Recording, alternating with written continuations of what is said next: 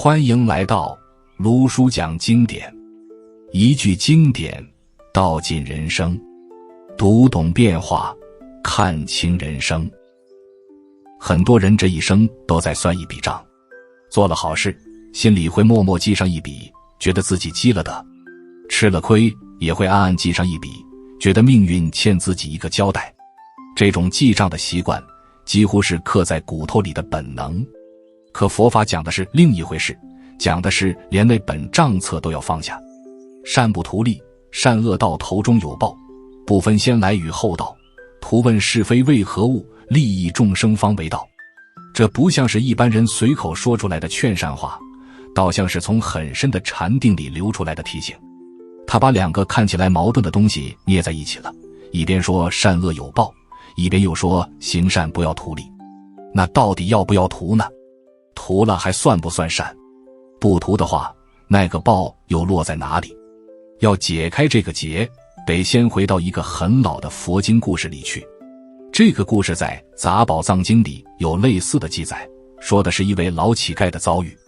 有个年轻人家道中落，父母双亡，自己又生了重病，拖着一条残腿在街上要饭。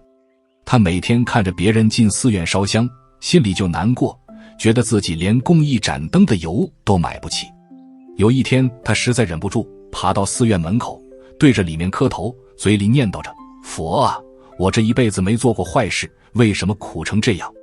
这时候正好有位老比丘从里面出来，看着他的样子，叹了口气说：你前世是个富商，家里粮仓堆得满满当当，有一年闹饥荒，灾民涌进城里，你不但不开仓，还让家丁把门口的路堵住，说这些灾民会把瘟疫带进来。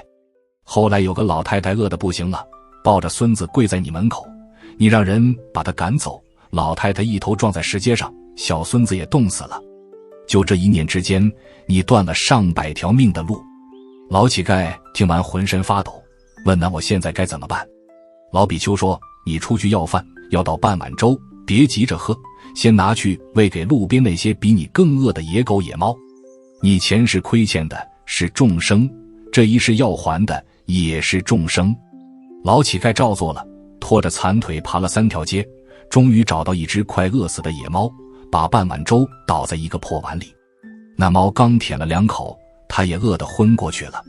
等他再醒来的时候，发现自己躺在一间干净的木屋里，有个药农救了他，还收他做徒弟。后来他学会了认药采药，治好了自己的腿，还成了那一代有名的善人。这个故事有意思的地方不在于结局圆满，而在于那个转折点。老乞丐去喂猫的时候，脑子里没有任何算计，他不知道这样做了以后会有什么回报，他甚至不知道自己还能不能活过那一天。他只是听到老比丘说：你前世欠众生的，那就还给众生吧。那一刻他没有图任何利益，连积德这个概念都没有，他就是单纯的做了。结果恰恰是这种不图打开了一条路。金刚经里有一段话讲得很透彻：菩萨于法，应无所住行于布施。所谓不住色布施，不住声香味触法布施。这话翻译成大白话就是：行善的时候别惦记着那个善字，别想着我这是在做好事，别想着以后会有好报，别想着佛菩萨会给我记上一笔。心里但凡挂着一个我在行善的念头，这个善就不纯粹了，就像一碗米饭里掺了沙子，嚼起来硌牙。老乞丐那半碗粥之所以珍贵，不是因为粥本身值钱，而是因为他给的时候心里没有自己。他把自己那条命暂时放下了，把饿不饿这件事暂时放下了，把我做了好事会不会有好报这个念头也放下了。那一刻他跟那碗粥一样，全都给出去了。这种布施，佛经里叫3轮体空，没有布施的人，没有接受布施的对象，也没有布施这件事本身。听起来玄乎，其实就是不图。很多人听到这里会困惑，既然不图利，那为什么还要说善恶到头终有报？这不是自相矛盾吗？其实不矛盾。报应这件事不是你图来的，而是自然来的，就像种地，你种下一颗种子，它自然会发芽，不需要你每天蹲在地头对着它念叨快点长。你越念叨，反而可能拔苗助长。行善也是这样，你越是盯着那个结果，那个结果就越躲着你。你彻底放下了，不再去管它了，它反而会在该来的时候来。这就像呼吸，你不需要刻意去吐氧气，只要你活着，氧气自然就进来了。你越憋着气去吐，反而越难受。善行带来的那个报，本质上是一种生命的通畅感。当你做了一件真正利他的事，心里那种踏实，那种开阔，那种不再被自我困住的轻松，本身就是回报。至于后面会不会因此发财、长寿、家庭美满，那是附加的，不是核心的。核心的是，你的心因为不图而变得巨大，大到装得下众生。不分先来与后到这句话，很多人初看以为是在讲因果的顺序，其实讲的是更深的平等心。我们凡夫的心总是分先后的，这个人是我亲戚，那个是陌生人，先照顾亲戚。这只狗是我养的，那只猫是野的，先为自己的。这种分别心像一道一道墙，把世界切成无数个格子，每个格子里的待遇都不一样。佛经里有个很著名的比喻，维摩诘经说，心静则国土静。这话反过来也成立，心不平等，看出来的世界就不平等。你觉得这个善人应该得好报，那个恶人应该遭恶报，这本身没有错。但如果你因此对恶人生起嗔恨，对善人生起贪着，那你的心就跟善恶绑在一起了，善恶成了心的牢笼。那个老乞丐的故事还有后半段。他后来做了药农，有一天在山里采药，遇到一个受伤的土匪。这土匪正是当年在他门口抢过他最后一块饼的人。老乞丐认出了他，土匪也认出了老乞丐。土匪以为老乞丐要报仇，闭上眼睛等死。结果老乞丐蹲下来，把随身带的草药嚼碎了，敷在土匪的伤口上。土匪问他为什么，老乞丐说，当年你抢我那块饼，是因为你娘也快饿死了，你抢回去给你娘吃了，对不对？土匪愣住了，说是的，可我后来还是没救回我娘。老乞丐说，那你就更该活下去了，你娘拼了命想让你活着，你要是死了，他那份心就白费了。这个故事里的老乞丐已经不再是当年那个只会哭诉的可怜人了，他的心变了。他看到的不再是一个伤害过他的土匪，而是一个同样被饥饿和苦难折磨过的众生。他没有去算你先害了我，我后救你，他把先和后放下了。这一放下，他就自由了。如果他还记着先来后到，记着你当初怎么对我的，我现在凭什么救你，那他永远是个受害者。可他把那个顺序抹掉了，他直接从利益众生出发，土匪也好，恩人也罢，需要帮助就帮助。这时候他的心量已经大到装得下仇恨了，仇恨一装进去，反而化掉了。法华经里有一品叫常不轻菩萨品，讲一位菩萨见到任何人都礼拜，说我不敢轻于汝等，汝等皆当作佛。这个菩萨不看先后，不看贵贱，不看善恶，只看众生本具的佛性。那个伤害你的人，那个跟你毫无关系的人，那个在街头流浪的人，那个在深山里受伤的土匪，他们都有佛性，都值得被善待。这不是一种道德说教，而是一种实际的身心状态。当你真的做到不分先后的去利益众生，你的心就不再被过去的记忆绑架，不再被未来的期待牵动，就安住在当下这一刻的慈悲里。很多人担心，如果不分先后，不分亲疏，那自己的家人怎么办？难道对外人跟对家人一样？那家人会不会觉得被冷落？这个担心其实来自于一种匮乏感，觉得爱是有限的，给了别人就会少给自己人。可佛法讲的慈悲不是这样，慈悲像一盏灯，你点1000盏灯，自己这盏灯的光并不会减少。你越是广泛的利益众生，你的心就越柔软，越有能力去爱身边的人。那些真正的大修行者，往往是对陌生人慈悲，对家人也更加温柔，因为他们的心已经被撑大了，不是被撑裂了。图问是非为何物这句稍微难懂一点。图问就是追问，不停地追问这件事是对是错，这个人是好是坏，这个因会结什么果。很多人把大量精力花在这种追问上，在脑子里反复盘算，反复判断，反复后悔。其实这些追问本身就是障碍。你问是非是为了求一个心安，可你越问越不安，因为是非的标准会变，今天觉得对的事，明天可能就觉得错了。真正的悟不是想通了一个道理，而是放下了追问的冲动。就像你掉进水里，最重要的事情不是研究水的化学成分，而是先游上岸。众生在苦海里，最重要的事情不是分析这个苦是怎么来的，是谁造成的，公平不公平，而是先想办法离苦。利益众生就是那个游上岸的动作，你去做，去帮助，去布施，去给予，做着做着，很多问题自然就消失了，不是被解答了，而是被超越了。利益众生方为道这句话是整个4句的核心，也是归宿。前面讲不图利，讲善恶有报，讲不分先后，讲放下追问，最后都会到这一句上。什么才是真正的道？不是你拜了多少佛，念了多少经，打坐打了多少小时，而是你有没有真正的去利益众生。这个标准看起来简单，做起来却是最难的。有一个在《大智度论》里被反复引用的例子，舍利弗尊者曾经发心行菩萨道，想修布施。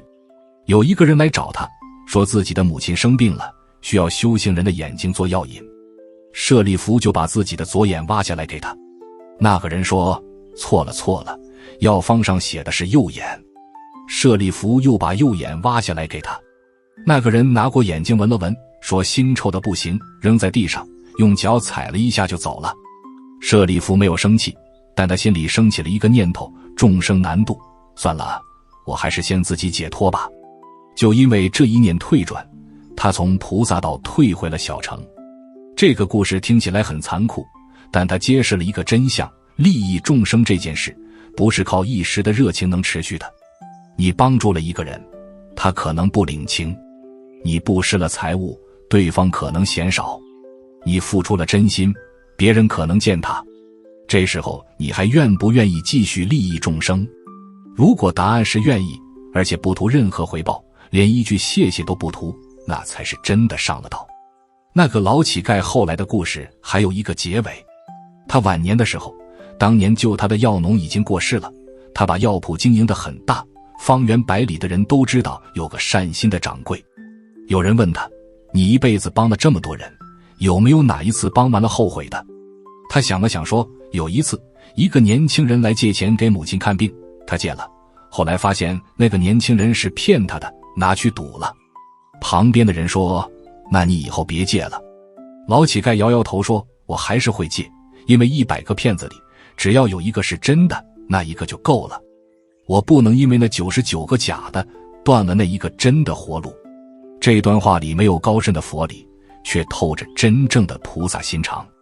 他不去追问是非了，不去判断真假了，不去计算得失了，他只做一件事，有人来求助，他就帮助。至于帮助以后会发生什么，那是个人的因果，不是他的事。他的事已经做完了，就是在那个当下利益了那个众生。